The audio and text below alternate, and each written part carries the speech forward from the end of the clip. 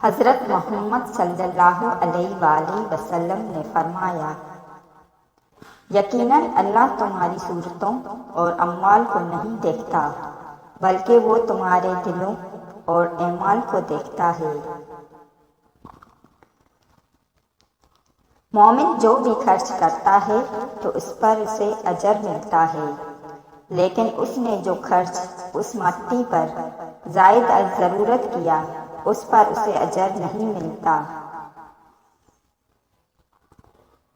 دو قسم کے لوگوں پر رشک کرنا جائز ہے، ایک وہ آدمی جسے اللہ نے مال عطا کیا اور پھر اس کو راہ حق میں اسے خرچ کرنے کی توفیق عطا فرمائی، اور ایک وہ آدمی جسے اللہ نے حکمت عطا کی اور وہ اس کے مطابق فیصلہ کرتا ہے اور اسے دوسروں کو سکھاتا ہے۔ میت کے ساتھ 3 چیزیں جاتی ہیں، ان میں سے 2 واپس آ جاتی ہیں اور ایک اس کے ساتھ باقی رہتی ہے، اس کے گھر والے، اس کا مال اور اس کے اعمال اس کے ساتھ جاتے ہیں۔ اس کے گھر والے اور اس کا مال واپس آ جاتے ہیں اور اس کے اعمال اس کے ساتھ باقی رہ جاتے ہیں۔ جو شخص کسی قوم سے مشابہت اختیار کرتا ہے وہ انہی میں سے ہے۔ عالم کی عابد پر اس طرح فضیلت ہے جس طرح میری فضیلت تمہارے ادنیٰ آدمی پر ہے۔ پھر رسول اللہ صلی اللہ علیہ وآلہ وسلم نے فرمایا، بے شک اللہ، اس کے فرشتے، زمین و آسمان کی مخلوق، حتیٰ کہ چونٹی اپنے بل میں، اور مچھلیاں لوگوں کو خیر و بھلائی کی تعلیم دینے والے کے لیے دعائے خیر کرتی ہیں۔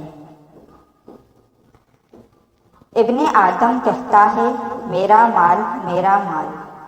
اے ابن آدم، حالانکہ تیرا مال تو صرف وہ ہے جو تم نے کھایا اور ختم کر دیا، یا پہن لیا اور بوسیدہ کر دیا، یا صدقہ کر کے آخرت کے لیے آگے بیچ دیا۔ 5 چیزوں کو 5 چیزوں سے پہلے غنیمت سمجھو، اپنی جوانی کو اپنے بڑھاپے سے پہلے، اپنی صحت کو اپنے مرض سے پہلے، اپنے مالدار ہونے کو اپنی محتاجی سے پہلے، اپنی فراغت کو اپنی مصروفیت سے پہلے، اور اپنی زندگی کو اپنی موت سے پہلے۔ 2 بھوکے بھیڑیے جنہیں بکریوں کے ریوڑ میں چھوڑا جائے تو وہ ان کے لیے اتنا نقصان دہ نہیں جتنی آدمی کی مال و جاہ کی حرص اس کے دین کے لیے نقصان دہ ہے۔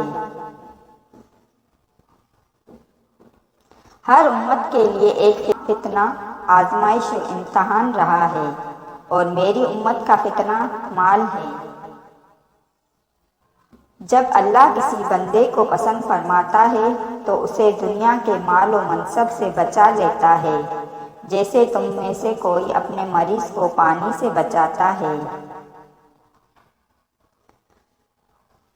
حضرت ابو ذر رضی اللہ تعالی عنہ بیان کرتے ہیں، رسول اللہ صلی اللہ علیہ وآلہ وسلم سے عرض کیا گیا، آپ بتائیں، ایک آدمی نیکی کا کام کرتا ہے، اس پر لوگ اس کی تعریف کرتے ہیں، ایک دوسری روایت میں ہے، اس پر لوگ اسے پسند کرتے ہیں، اس کا کیا حکم ہے؟ آپ صلی اللہ علیہ وآلہ وسلم نے فرمایا، یہ مومن کے لیے پیشگی بشارت ہے۔